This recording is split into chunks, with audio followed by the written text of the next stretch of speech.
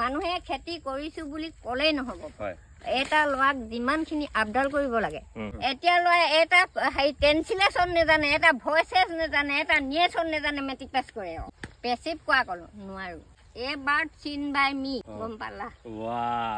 ঐ দ্বিতীয় ঐ প্ৰণাম কবি জানৈ পুকতৰ মাৰি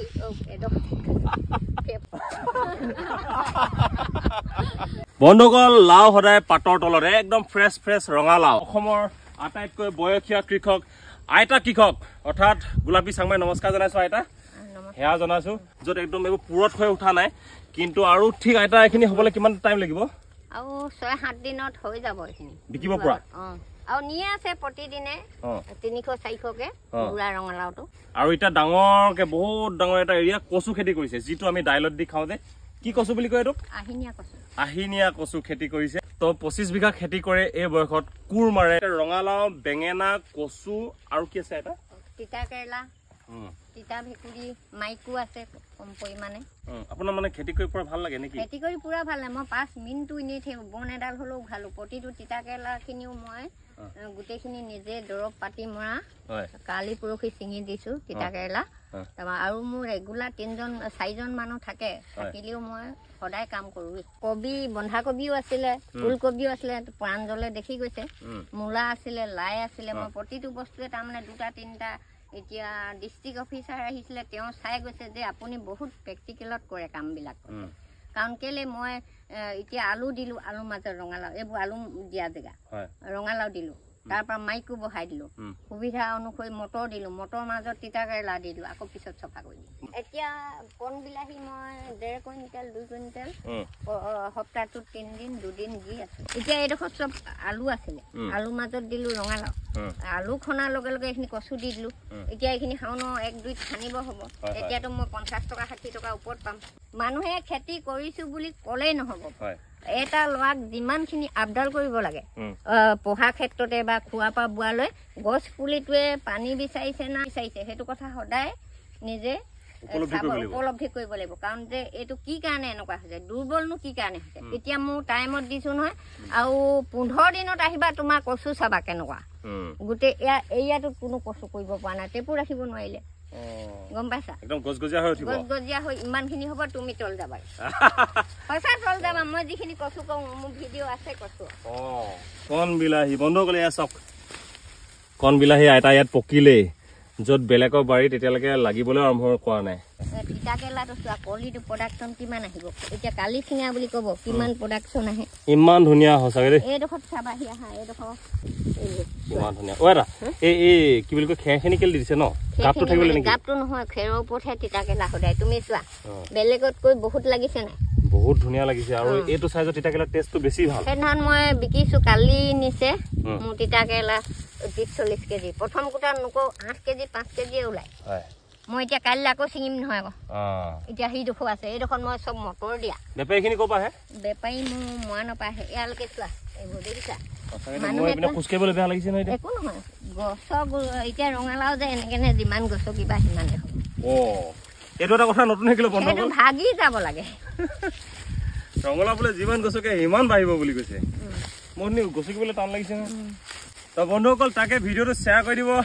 খুব ভাল লাগিব আৰু এনেহেন ব্যক্তিসকলকহে আমি ৰাইজৰ আগত চিনাকি কৰাই দিব লাগে বুলি মই ভাবোঁ এইবোৰ কি বেঙেনা নেকি তিতা ভেকুৰি বন্ধুসকল চাওক এইটো বইল কৰি খাই খুব ভাল লাগে তিতা ভেকুৰি হয় হয় হয় এয়া চাওক তেওঁ ইতিমধ্যে বিকি শেষ যদিও কোনোবা এজোপা দুজোপা বাচি গৈছে সেয়া দেখুৱাইছো আপোনালোকক খুব ধুনীয়াকৈ ফেঞ্চবিনখিনি সঁচাকৈ পুৰত থাকক এইখিনি মাটি সদায় বেয়াকৈ সাৰে কাৰণ কেলে বেয়া কৰে মানুহে নাজানে নহয় এতিয়া ইউৰিয়াটো দিলে মাটি সদায় খুখুৰীয়া বনায় সেইটো কাৰণে সাৰ ইয়াতকৈ ব্ৰইলাৰ গু কিবা তেনেকুৱাবোৰ শ্লাইড দিব লাগে শ্লাইড দিব লাগে এই 65 বছৰ বয়সতো ধুনীয়াকৈ কোৰ মাৰি উৎকট গৰম তথা ৰ'দ বৰষুণ নলগা মানুহ বুলি কয় যে আপোনালোকে শুনিছিলে সৰুতে এটা কবিতা নে এটা আমাৰ লেচন আছিলে গাত ৰ'দ বৰষুণ নলগা মানুহ হয় তেখেতসকল তামোল খায় ভাত 12 বজাতে খাওঁ তাৰপিছত কথা হ'ল কিটো বৰ সোনকালে খাই ল'বলৈও মনে যায় ঘৰতো মানুহ নাই কাম বন কৰি আহিব লগা হয় ইয়ালৈ এতিয়া এটা কথা নহয় বিহু আহিছে গা ৰমক জমক ৰাইজাই কৰিছে নে মই বিহু মাৰো নহয় এপাকি বিহু হৈ যায় এতিয়া মই নিজে গান গাই প্ৰণাম ৰঙলাও জাতিলাও ঐ দ্বিতীয় প্ৰণাম কবি তৃতীয় প্ৰণাম লাই লফাহমু ধৰি যাওঁ নামৰে গুৰি জানৈ ইউৰিয়া দিয়ে পি জানৈ নিদিয়ালৈকে জানৈ নহয় শাক পাচলি হে জানৈ মাজতে ভুটি কুহু জানৈ নহালৈকে জানৈ গছে থন ধৰে জানৈ পোকত দৰৱ মাৰি পেপনি উঠিছেগে হ'ব তামোলখন খাই লওক এটা সেই গানটো নিজে ৰচা নেকি মই নিজে ৰচিছো আপোনালোকে দেখিছে টিম গোলাপী অৰ্থাৎ গোলাপী চাংমাৰ টিমটো আইতা মৰম কৰে নে নকৰে কৰে হাজিৰা দিয়াৰ উপৰিও কিবা কিবি দিয়ে নে দিয়ে চবে দিয়ে কি দিয়ে আকৌ শাক পাচলি চবে দিয়ে সব দিয়ে ন গোলাপী চাংমাই কেনেকুৱা লাগে ভালে লাগে মোৰ নন্দা হয় এওঁলোক হৈছে একদম অনেষ্ট মানুহ আৰু এনেকুৱা মানুহ আপোনালোকে চহৰত নৰ্মেলি বিচাৰি নাপায় আৰু আইতা ইয়াৰ যে কেমেৰা আগত কোৰ মৰা নাই আকৌ মই যেতিয়া আইতাক হেৰিয়াৰ পৰা লগ কৰিব আহিছিলোঁ তেতিয়া কোৰ মাৰি আছিলে তাৰপিছত কোৰখন থৈ ভিডিঅ'টো কৰিবলৈ আহিছোঁ বুলিহে চোলা তোলা পিন্ধি ল'লে আগতে চোলা পিন্ধি আছো কাপোৰ কানি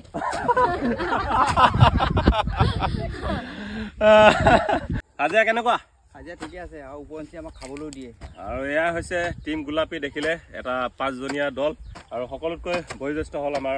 গোলাপী চাংমাই ওৰফে আপোনালোকে ৰজি চাংমাই বুলিও ক'ব পাৰে মই ধেমালিতে কৈ দিলো বাৰু ৰজি চাংমাই গোলাপী মানে ইংলিছৰ ৰজি গম পাইছো নহয় সেইটো মই ইংলিছ দুই এটা জানো নহয় মই প্ৰেক্টিকেল বুলি কওঁতে জানো আকৌ প্ৰেক্টিকেলি হয় এটা কিন্তু আগৰ ল'ৰাই যিমানখিনি পঢ়িছিলো এতিয়া ল'ৰাই এটা হেৰি ট্ৰেন্সলেশ্যন নেজানে এটা ভইচেছ নেজানে এটা নিয়েশ্যন নেজানে মেট্ৰিক পাছ কৰে সঁচাকে আগতে যে আপোনাৰ বোলে মই মেট্ৰিক পাছ ল'ৰা এটাক সুধিলো মই এটা চৰাই দেখিছো কোৱাচোন সি কৈছে কি নোৱাৰো তেনে বোলো মই কওঁ I C A bird passive কোৱা ক'লো নোৱাৰো এ বাৰ্ড চিন বাই মি গম পালা তাৰপৰা আৰু এটা ডিগ্ৰী কোৱালিফাইটো নোৱাৰে মই কিন্তু মেট্ৰিক ফেল তথাপিতো মই দুই এটা ইংৰাজী জানো যিটো চাইন অফিচতো তোমাৰ চাইন নহয় বুলি এদিন ঘূৰাই পঠিয়াইছিলে গম পাইছা খুব ভাল লগা এটা আজি ভিডিঅ' মই কৰিলো মই নিজে এই ভিডিঅ'টো কৰি খুব সন্তোষিত হৈছো শ্বেয়াৰ কৰি দিব আইতা বহুত বহুত ধন্যবাদ দেই আশীৰ্বাদ কৰিব দেই আমিও যদি আগবাঢ়ি যাব পাৰোঁ এই থানখনতো আশীৰ্বাদ লৈ যাওঁ এই থানখনৰ গেটখন মই খেতি কৰি বনাই দিছো সিংহই তুমি চাই যাবাচোন বন্ধুসকল এইটো মই জনাই নাছিলো তেওঁ নিজে খেতি কৰি যি উপাৰ্জন কৰে তাৰ পৰা তেওঁলোকৰ যি ৰঘুনাথ আঁতৰ থান নহয় জানো আইতাই গেট প্ৰদান কৰিছে যদি আপোনালোকে আজি আমাৰ ভিডিঅ'টো চাই ভাল পালে লাইক কমেণ্ট শ্বেয়াৰ ৰাতুল যিচুক ফ'ল' কৰিব নাপাহৰিব আৰু তাকে ভিডিঅ'টো শ্বেয়াৰ কৰি দিব পুনৰ নতুন এটা ভিডিঅ' লৈ আহিম আজিলৈ মই ৰাতুল যিচু গগৈয়ে চাইনিং অফ কৰিছো বহুত বহুত ধন্যবাদ।